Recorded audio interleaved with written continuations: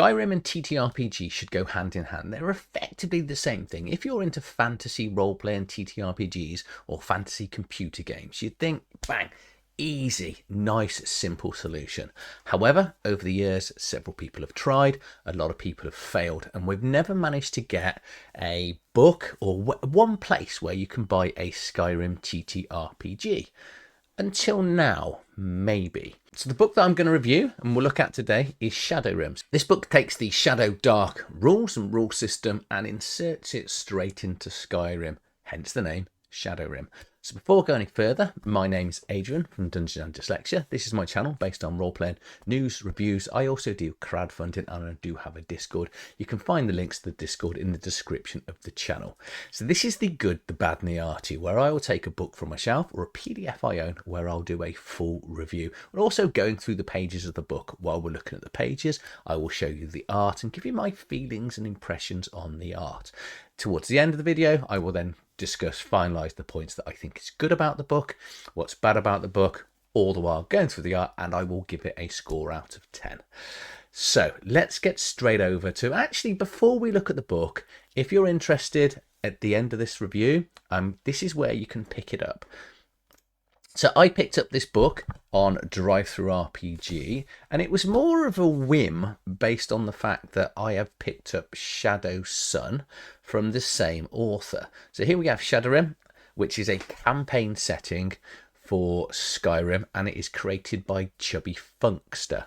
And I just thought, yeah, I'd say Shadow Sun is an incredibly good book. Spoiler, I've done a review for that, so I'll actually put the Shadow Sun video, which is, if you've never played Dark Sun, which is an AD&D, so sort of second edition Dungeons and Dragons world, they've created this incredible Dark Sun book. So I thought, you know, I don't know anything about this. I love Skyrim. I'm just going to buy this and then see how we get on. So if you want to buy a copy of it, I will put a link for my affiliate link into the description of the video.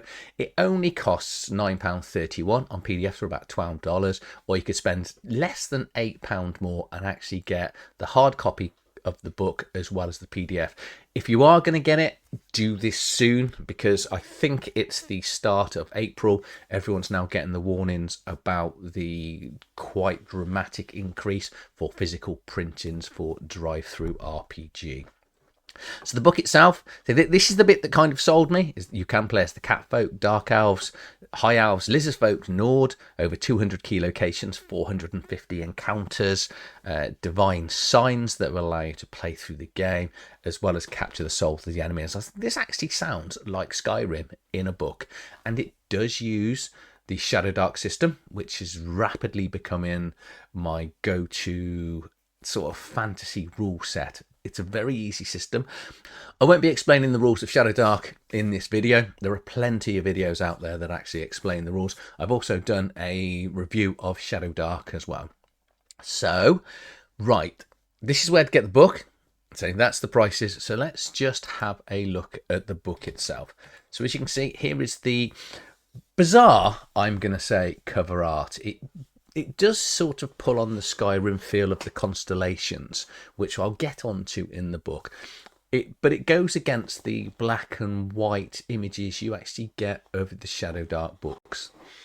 I'm not a fan of the colour that is used. I say it does make it quite hard to read, and you kind of, all you get here, as I say, you've got ShadowRim campaign setting, and if you read really well, you can actually see that it's here from the ShadowDark RPG. The book comes in at 198 pages. When you bought the book, you do also get a map of ShadowRim, not Skyrim, which I'll come on to, and then you also get a character sheet here. So it's a standard, as you'd expect, sort of the ShadowDark character sheet, but you do get this incredibly interesting alchemy section towards the back, well, on the back page of the book. So right, let's get into the book itself. So here we are, ShadowRim, the campaign setting, and it is written, design and layout by Greg Christopher. And as you can see here, inspired by the greatest CRPG of all time. He's not wrong. He is not wrong. List of tables.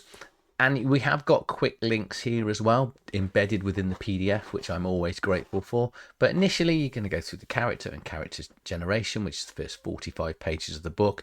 Then look at equipment. Then we got the bestiary, and then the rest of the books are nearly 100 pages of campaign setting, encounters and locations. You should need a copy of ShadowDark to run this, because this isn't a full rule set, but it is everything you need for the setting itself for ShadowRim.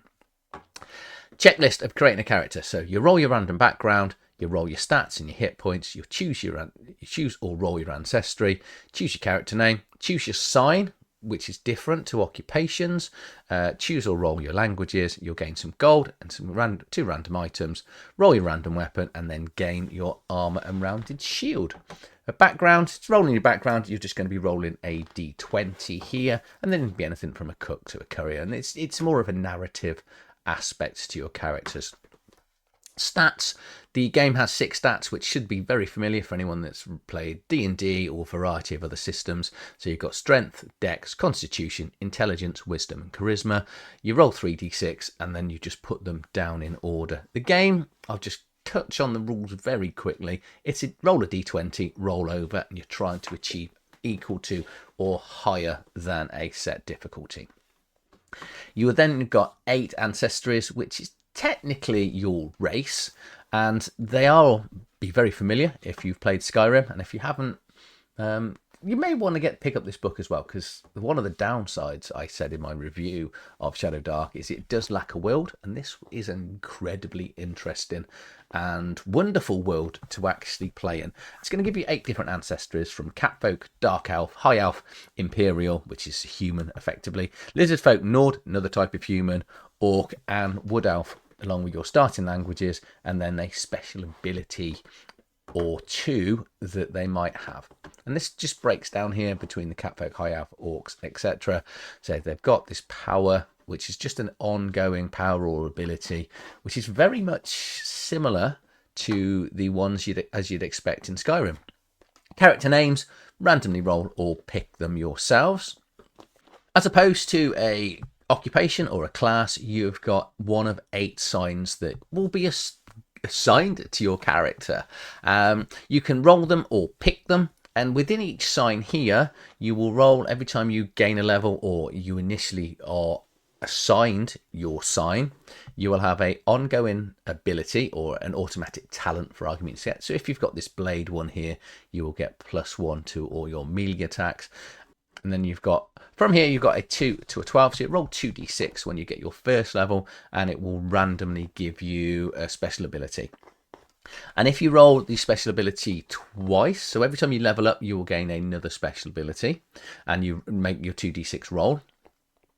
And if you roll the same number as you've had previously, so for example here, if you rolled an 8, you would get Learn the Windwalker Shout. You wouldn't have to get that again, but it does allow you to roll a d4 and get some additional hit points. And we've got things like the blade, coin, dragon, eye, falcon, fist, horn, ring, and skull. Again, it's got this weird blue stuff. It works because it's how it looks on the computer games. I'm not sure it sort of translate on the page as well as I like it. Might be personal. You might look at it and think this actually is fantastic. The other thing is you're not stuck with these sort of occupations. You can move to them at some stage. It says, actually, just go back here. So if you want to move to a different one, you can change during your level up, and you can make a sacrifice, which is 50 gold or 50 coin technically per level to move. So you're not going to be stuck with blade or dragon, and you can sort of mingle in and out. These will give you things like advantage on initiative checks, increases to stats, I say, and an automatic talent for gaining them.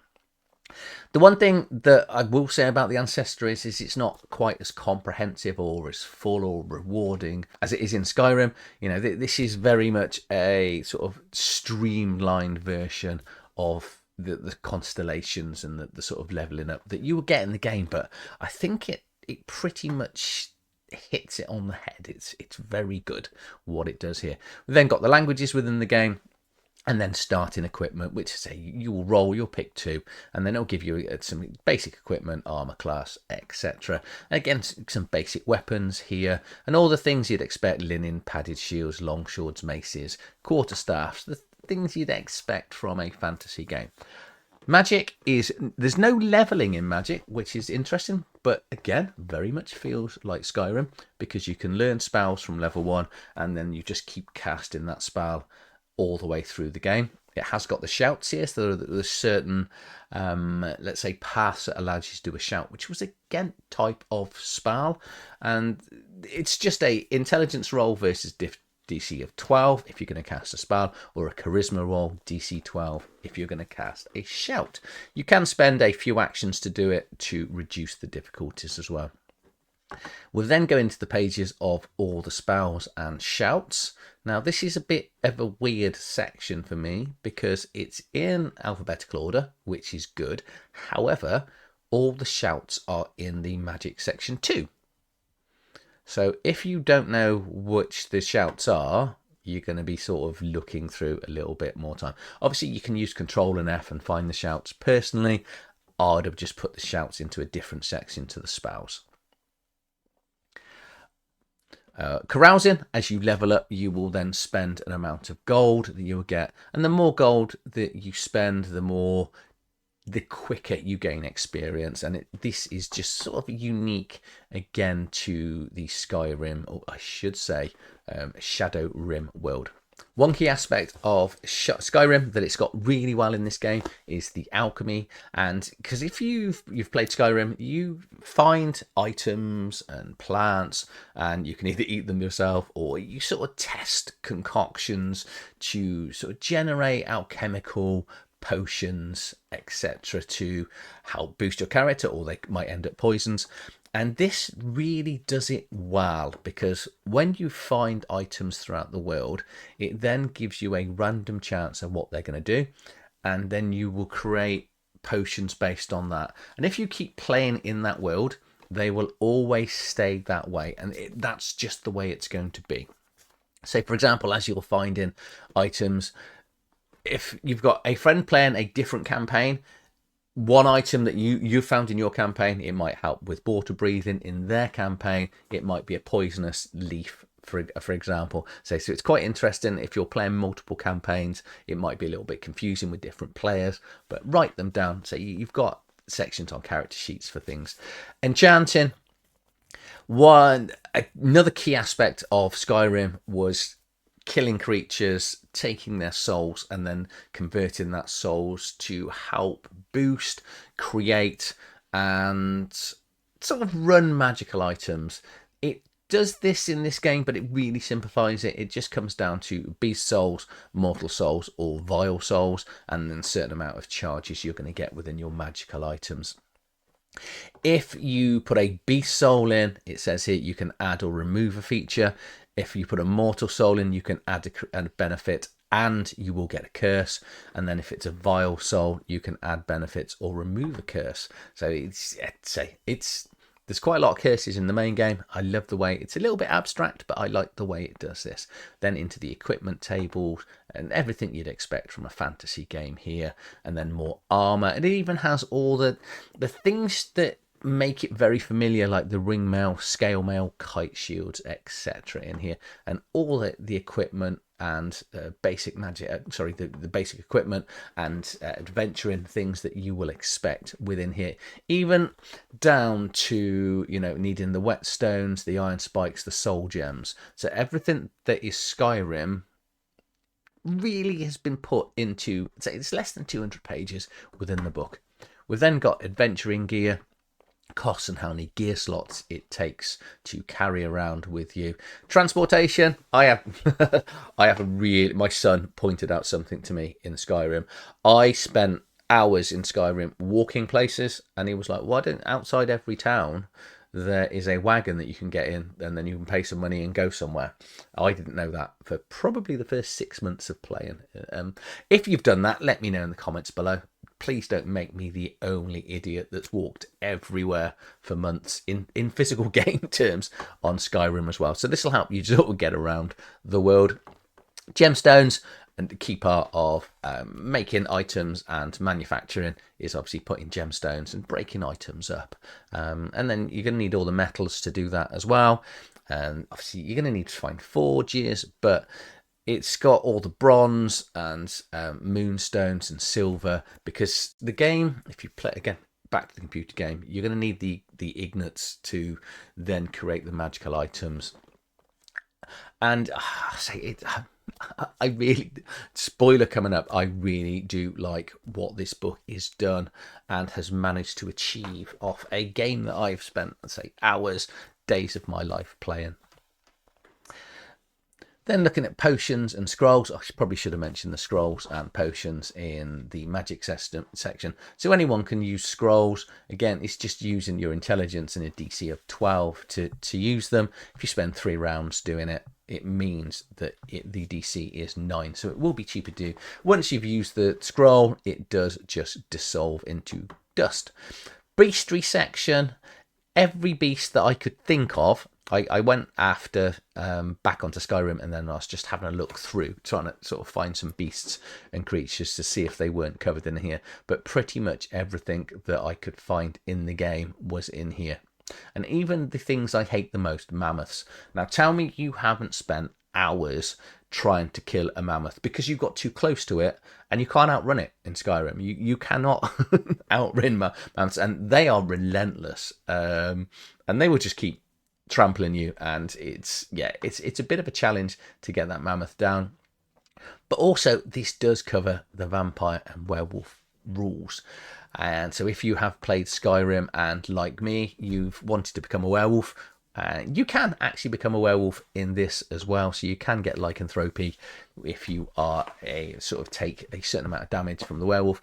Again, happens exactly the same with the vampire, so you can become a vampire in the game, which then obviously gives you there's massive disadvantages becoming vampires in this game. That is halfway through the book, so that is all the character creation, all the items, equipment, alchemy, using forge, creating the things. The rest of the book is campaign and world setting. We don't have time for this Skyrim side quest bullshit. So we've got 100 pages of world setting.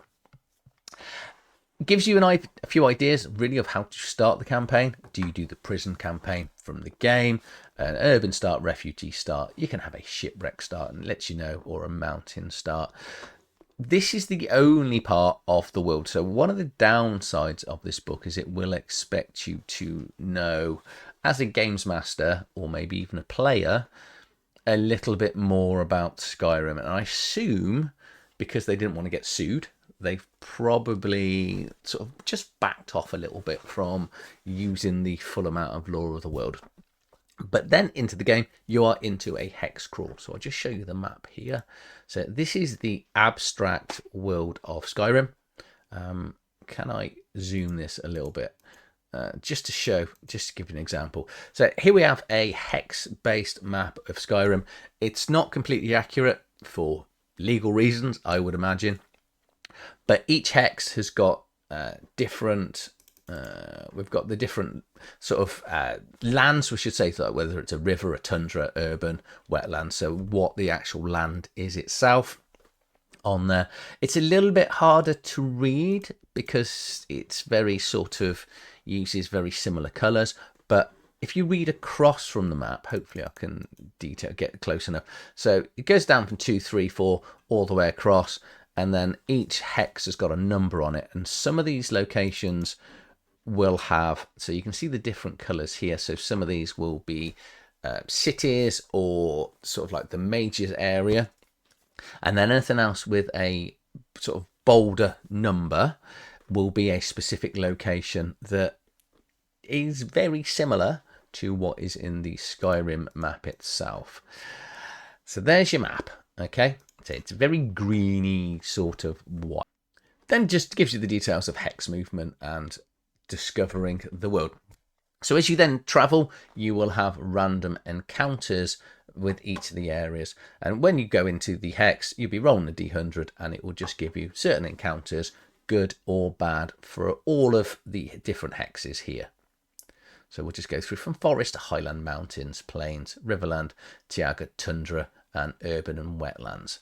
We've got some different hazards here, which are sort of, think about like traps or weather sort of encounters that's going to go on, and then treasure here. And then depend on the level of the encounter, or the characters, I should say, will determine how powerful or how much money, or therefore you can trade in for experience, the treasure that you discover is there. Magic armor, there are some pre-made magic items in the game, and magic weapons and utility. And then the rest of the book is locations. If this was, say, so 0, 9, 21, if we go back to the map, so that would be in the 0, 9 over here somewhere. So 0, so 9, 21, here. Okay, so here is that location. So that is Sentinel, which is one of the largest settlements in the game. And everything you would expect, every sort of settlement you would expect to see, is actually in here. From what I said, even Whitehall, which pretty much one of the starting areas as you come out, well, depending on which direction you run in. We've got some rumours as well, and then we've got exploration locations, and there are an absolute ton. Here we go, Vampire Cave. Don't go in there unless you want to be a vampire. Of just the different locations in the game. So there's a lot to this. I cannot believe, in all honesty, how much they've actually managed to ram into what is effectively 100 pages of sort of lore locations. Because as much as I said there isn't a lot of lore in here, because I think possibly for legal reasons they've avoided going into too much lore, possibly. There's, once you put into the locations and the background of the locations, there's an awful lot in here. Okay, so that is my looks of the book, and obviously where you can pick it up. Right, let's get into what I think's good, what I think's bad, and then we'll just discuss the artwork as well. So it's all in one place. From a good point of view, the first one said it's all in one place. It is you only need this book. You don't need to go and buy the sort of player's guide for, I'm not going to call it ShadowRim. I nearly called it Skyrim then. You know, there's no Dungeon Master's Guide. So you've got that 100 pages of locations, lore, encounters, random encounters. You're not going to need much else. It does feel incredibly Skyrim within a book. And I think because it uses ShadowDark World as opposed to things like 5e or Pathfinder or any of those, one of the good things that ShadowDark does really well is it keeps a game grounded and hard. As in, you don't get 1,000 hit points. You're not a superhero, the sort of effective creature or person that you get in other games that are available, which means it's quite brutal, and you've got to really think about it. You've got the hex crawl aspect of it. So for me, all the wonderful parts of things like Forbidden Lands, where you're sort of going out randomly discovering and encounter what goes on. Werewolf and vampire, it's still included. And that was, I say, not my biggest worry, but one of I think the key things that we've all tried to do in Skyrim. You save your game, you go, right, now I'm going to try and become a vampire just to see what it's like, or a werewolf just to try it out. That is all in there. The constellations really feel like it. And you've got the abstract a bit of sort of discovering potions, alchemies, and all the items in the world. I say it is just Skyrim to a T. The downside, so what's bad in here. The map is, they didn't have to include a map. Obviously they got to if you're going to have the locations, but the map is, it's kind of, I think it's poor to follow, but I can see why they've done what they've done. So it's not really a negative, because if you want to get a game through and not get sued by a big company, you've kind of got to do, well, we're going to do Skyrim, but we're going to call it ShadowRim. We're going to have a map of the world, but it's going to be very similar, but not exactly the same. I'm sure that there will be someone out there that doesn't really care, because obviously if you're not selling it, then you could probably just use it. The layout of the spells is very, very strange to me, because if you don't use, or well, if you're not aware of the shouts, you're gonna have to really dig down to find them, because I think there was 8 or 9 out of the 60, sort of 65 spells in the game are shouts. And the only way you're going to find it is, say, if you've got the PDF, fantastic. You can just use Control F, put in shout, and it will take you to the sort of 6 or 7 shouts in there, because they don't use the names of the shouts in Skyrim for obvious reasons either. No lockpicking minigame. It's a bit of a sarcastic bad point, because I'm really struggling to find many bad points, but I kind of wanted to put another one in. I would have loved to have seen the lockpicking minigame, because the lockpicking minigame is one of my favourite aspects of Skyrim, if not probably the most frustrating and equally annoying part of Skyrim. And the artwork is perfect for the sort of ShadowDark essence, the feel. So the only thing I really don't like in the artwork is front cover and the constellations, because it uses that really bizarre blue, but it looks like the computer game. I think it possibly just hasn't translated as well as I think it could have done. Again, it's a very, very personal thing, and I get this a lot when people go, you know, you're not an artist, you don't know much about art. I don't. I know what I like, and I think that is sadly just how artwork works. From a score point of view, I absolutely love this. It's easily a 9 out of 10. I think everyone, if you're a fan of Skyrim, you need to own this. Even if you don't like ShadowDark, this, because it's such an easy conversion to many, many other games, you could actually run this. You can run this. I wouldn't, because I think 5th edition's got problems with the fact that you're going to survive too long. But you could quite easily run this in 5th edition. But Dungeon Crawl Classics, it's going to be a very easy conversion. There are... Why can't I think of it at this moment in time? It's really annoying. So, like all the other basic games and the original 1st and 2nd editions, I think... Well, it's not 2nd edition, but because of the THACO. But there are plenty of other games that I think you could easily convert this into. I really highly recommend this. So layout of the spells and the map is a little bit bad, but other than that, if you like Skyrim, if you've played Skyrim on your PC and you're obsessed with it like I am, and you really want to play a Skyrim essence TTRPG, go and buy this. Go and get it now, especially get it before the Draugr RPG prices increase.